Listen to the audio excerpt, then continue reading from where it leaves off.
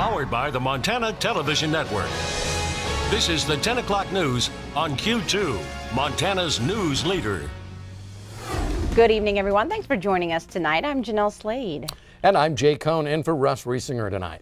An incident with a knife-wielding suspect in downtown Billings tonight ends safely. But not before the suspect was finally subdued with a taser, pepper spray, and a police vehicle used to corner the man and knock him down. Police say the 36-year-old had allegedly threatened several people downtown with a knife, including a mail carrier. Tonight, 36-year-old George Limberhand is being held at the Yellowstone County Jail facing felony charges.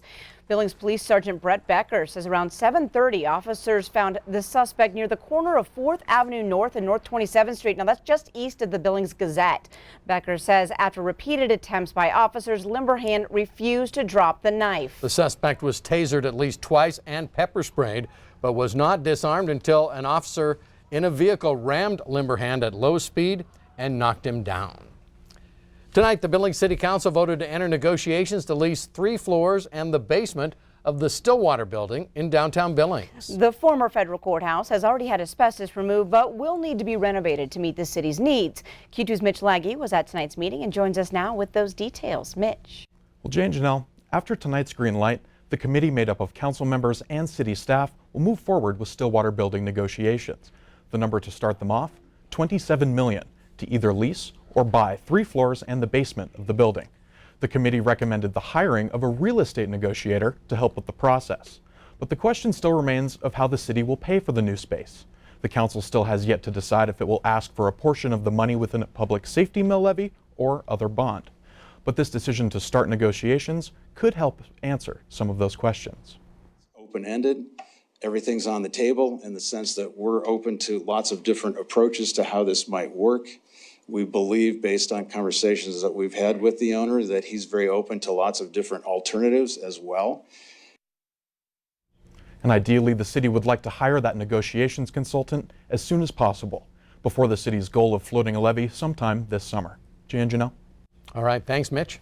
Well, the man credited with saving a woman's life in Pioneer Park this summer honored tonight before the Billings City Council. John Putz is awarded with the Billings Police Department's Outstanding Citizen Award for his quick actions that saved the life of Cheney Little Light. Little Light was in Pioneer Park exercising this past June when somehow she came in contact with a severed live power line. Now, Putz saw Little Light grab the live wire and was the first to rush to her aid. He was able to pry Little Light's grip off that line using a pen and then perform CPR on her until first responders arrived.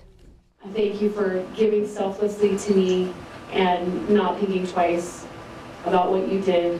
And you are a hero to, I think, your own family and also to mine. And I just thank you so much for saving my life.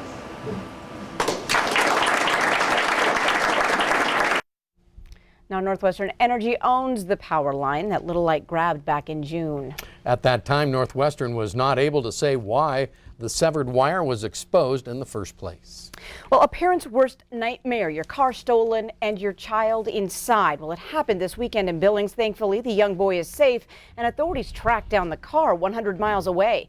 Police say around 6 o'clock Saturday night, a thief stole a silver Chevy Malibu from the parking lot of the Burger King on North 27th.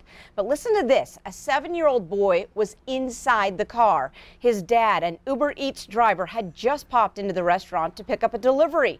The thief dropped the boy off on the 100 block of Clark Avenue, where he knocked on a homeowner's door and called his dad. Billings police reunited the boy with his father about a half an hour later. All this while officers located the stolen car, engaged in pursuit, but lost the driver in traffic a short time later.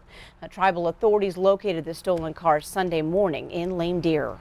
Dawson County authorities have asked for the help from the Montana Department of Criminal Investigations following what's been described as the suspicious death of a Glendive woman. 60-year-old Deborah Tepke was found dead in her Glendive residence last Thursday. Agents with the Department of Criminal Investigations arrived on scene late Thursday. Montana Justice Department spokesman John Barnes telling MTN News Today that an autopsy on the victim was completed today, but he was unable to provide any further details on the nature of Tepke's death, but did indicate that more details will likely be made public tomorrow. A statewide ban on flavored vaping products is set to go into effect at 1 p.m. Wednesday, meaning retailers will only be able to sell tobacco-flavored liquids. Now, vaping retailers say they've been preparing for this day and that it will have a huge effect on their business and their customers. Helena Vape Shop owner Monica Schultz says an influx of customers are coming in to stock up. If a customer were to purchase enough for the full 4-month temporary ban, it would cost them upwards of $1,000. But many of those products would expire and go bad before the 120-day ban is over. Now, Schultz says she's worried her customers may go back to cigarettes.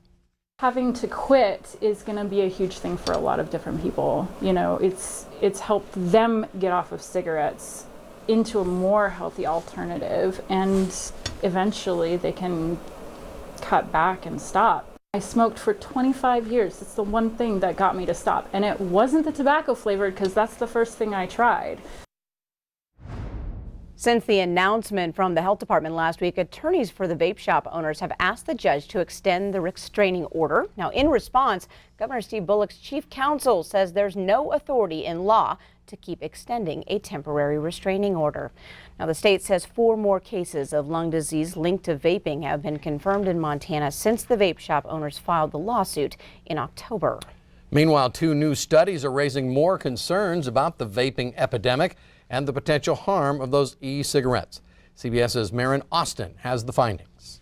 A new study from UC San Francisco finds using e-cigarettes significantly raises the risk of chronic lung diseases such as asthma, bronchitis, emphysema, and obstructive pulmonary disease. The research looked at 32,000 adults without lung disease and followed them for 3 years. And this is the first study in the general population to show that the use of e-cigarettes increases the chances you'll develop chronic lung disease. It really damages your lungs. And so these damages in the study we did are long-term and cumulative. Dr. Stanton Glantz is the senior author of the study, which also found people who used both traditional cigarettes and e-cigarettes at the same time had even higher risks of lung diseases. If you're a dual user, which is what most adult e-cigarette users are, you're actually worse off than if you just smoked. Dr. Glantz says this new research adds to the growing evidence that e-cigarettes are dangerous. My guess is that, 3 or 4 years from now, when the scientific case has fully gelled, we're going to find that e-cigarettes, while different from cigarettes, probably are about as dangerous as cigarettes. People really shouldn't be using them. The lung diseases reported in this study are not related to the lung injuries associated with vaping that federal health officials are currently investigating. More than 2,400 people have been hospitalized and more than 50 have died. Maren Austin, CBS News, Los Angeles. And another study from the University of Nebraska Medical Center shows that 3/4 of teens who vape are using nicotine, marijuana, or other mind-altering substances, which is more than was previously thought. We're joined now by Chief Forecaster Bob McGuire. Bob, we already know the answer, but we have to ask, is there any hope of a white Christmas? In Alaska, yes. Maybe Okay. maybe Red Lodge or something like that. But let me show you. This is our 6 to 10 day outlook, and it starts Sunday, December 21st, and goes through Wednesday, December 25th. You'll notice that area in orange, that's over the Billings area. Well, guess what that means? That means temperatures are going to be above average. You're cooler than average temperatures. That's going to be on the west coast. What about the precipitation? Well, it looks like it's going to be wetter on the west coast, and we have equal chances of being wetter and drier than normal. So basically it's going to be about normal for us. So here's what our Christmas forecast is going to be, I think. Going to go out on a limb here.